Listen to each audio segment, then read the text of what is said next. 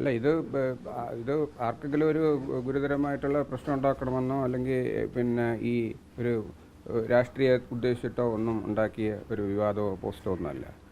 മാത്രമല്ല, ഇന്ന് ഞാൻ ഇത് മീഡിയയെ അഭിമുഖീകരിക്കുന്നതും ഇതുപോലൊരു വ്യാജ പോസ്റ്റ് വല്ലതും ഇട്ടിട്ട് ഞാൻ കയറി ഒളിച്ചിരിക്കുന്നു എന്ന് ജനങ്ങൾ മനസ്സിലാക്കണ്ട എന്ന് വിചാരിച്ചിട്ടാണ്. ഞാൻ ഇട്ട കാര്യങ്ങളെല്ലാം പരമാർത്ഥമാണെന്നും അതിൻ്റെ വിശദീകരണം തരാനാണ് രാവിലെ ഞാൻ മീഡിയയെ അഭിമുഖീകരിക്കാൻ തയ്യാറാകുന്നത്. ഇത് ബഹുമാനപ്പെട്ട മിനിസ്റ്റർക്ക് ഇത് അറിയാമോ ഇല്ലയോ ഉള്ളതെന്ന് എനിക്കറിയില്ല. പക്ഷേ ഇത് ഞാൻ അറിയിക്കാനുള്ള മേലധികാരികളെ ഇത് കൃത്യമായിട്ട് അറിയിച്ചിട്ടുണ്ട്. കാരണം എനിക്ക് മിനിസ്റ്ററുമായിട്ട് നേരിട്ട് ആക്സസ് ഇല്ല.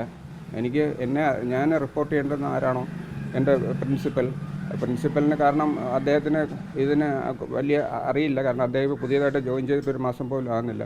ഇതിനുള്ള മുമ്പുള്ള പ്രിൻസിപ്പലിനെയും സൂപ്രണ്ടിനെയും ഒക്കെ നമ്മൾ നേരത്തെ ഇതിലെ കാര്യങ്ങളെല്ലാം വളരെ കൃത്യമായിട്ട് നമ്മൾ അറിയിച്ചിട്ടുള്ളതാണ്.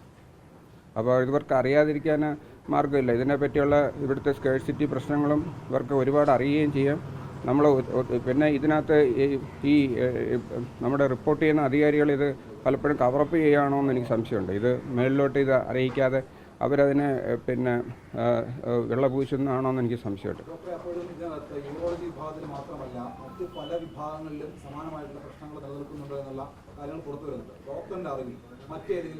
എല്ലാ വിഭാഗങ്ങളിലും പ്രശ്നങ്ങളുണ്ട്.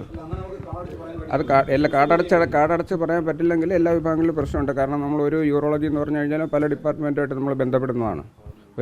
ഇതൊരു ഒറ്റ ഫീൽഡിൽ മാത്രമല്ല ഒരു പേഷ്യൻ്റ് നമ്മൾ നോക്കുന്നത്. അതും പല ഡിപ്പാർട്ട്മെൻറ്റുമായിട്ട് ബന്ധപ്പെട്ടിട്ടുള്ളത്. പക്ഷേ അവിടെ എന്തൊക്കെയാണ് സ്കേഴ്സിറ്റി എന്നോ അവിടെ നടക്കുന്ന എന്തൊക്കെ പ്രശ്നങ്ങളുണ്ടോയെന്നൊന്നും എനിക്കറിയില്ല. പക്ഷേ പ്രശ്നങ്ങളുണ്ട് എന്നുള്ളത് എനിക്ക് പറയാൻ പറ്റും. അത് മാത്രമല്ല,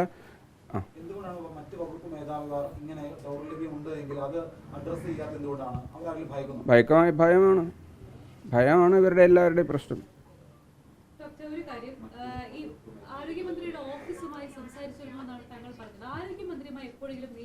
ഇല്ല.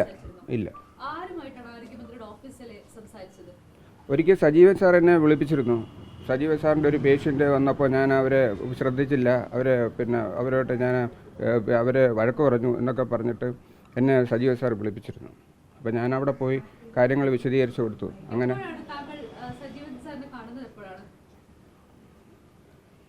ഉദ്ദേശം എനിക്ക് തോന്നുന്നത് ഒരു വർഷമെങ്കിലും ആയി കാണുമെന്നാണ് തോന്നുന്നത്. ഞാനത് കൃത്യമായിട്ട് ഓർക്കുന്നില്ല. ഇത് ഞാൻ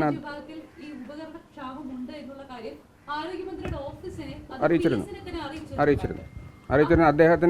അദ്ദേഹം ഈ പേഷ്യൻറ്റിൻ്റെ പ്രശ്നങ്ങൾ എന്നെ ചർച്ച ചെയ്യും. അതിനകത്ത് കാര്യമായിട്ട് കഴമ്പൊന്നുമില്ല. ഞാൻ അങ്ങനെ മനഃപൂർവ്വം വഴക്ക് പറഞ്ഞൊന്നുമല്ല. ആ പേഷ്യൻ്റ് ഓപ്പറേഷൻ ചെയ്ത് പോവുകയും ചെയ്തു. പക്ഷേ അദ്ദേഹമായിട്ട് കൂടുതൽ സമയം വിനിയോഗിച്ചത് ഈ ഡിപ്പാർട്ട്മെൻറ്റിൻ്റെ ഇത്തരം ഡെഫിഷ്യൻസീസ് അദ്ദേഹത്തിനെ ബോധ്യപ്പെടുത്താനാണ് കൂടുതൽ സമയം ഞാൻ ഉപയോഗിച്ചത്. അതിനുശേഷം ഞാൻ അന്ന് തന്നെ അദ്ദേഹത്തിൻ്റെ നമ്പർ വാങ്ങിക്കുകയും ഇതുപോലെ വാട്സാപ്പിൽ അദ്ദേഹത്തിന് കാര്യങ്ങൾ ഞാൻ അറിയിക്കുകയൊക്കെ ചെയ്തിരുന്നു.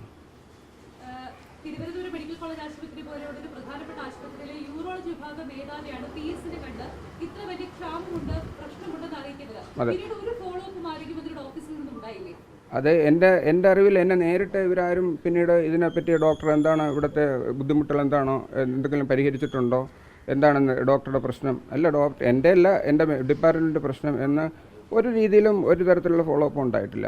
എന്ന് മാത്രമല്ല, അതിന് ശേഷം വന്നിട്ടുള്ള ഈ പല രാഷ്ട്രീയ പ്രമുഖരോടും ഞാൻ ഡിപ്പാർട്ട്മെൻറ്റിൽ കൊണ്ടു നടന്ന് ഇതിനകത്ത് ഉള്ള പ്രശ്നങ്ങളൊക്കെ അവരെല്ലാം നേരിട്ട് പറഞ്ഞു കൊടുക്കുകയും ഇതിന് പല രീതിയിൽ പിന്നീട് അവരെ വാട്സാപ്പിലൊക്കെ എഴുതി കൊടുക്കുകയും ഒക്കെ ചെയ്തിരുന്നതാണ്.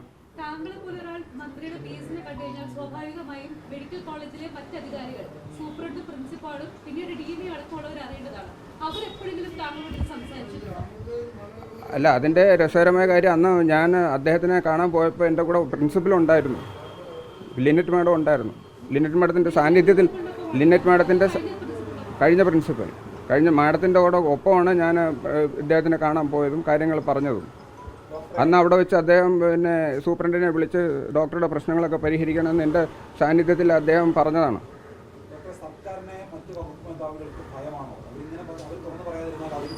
അതെനിക്കറിയില്ല.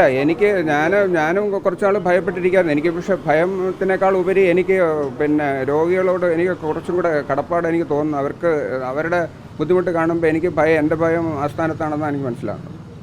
അതിൽ വലിയ കാര്യമില്ല. കാരണം ഇതിനകത്ത് ഒരു തീരുമാനം ഉണ്ടാവണം എന്നുള്ളതാണ് എൻ്റെ അഭിപ്രായം.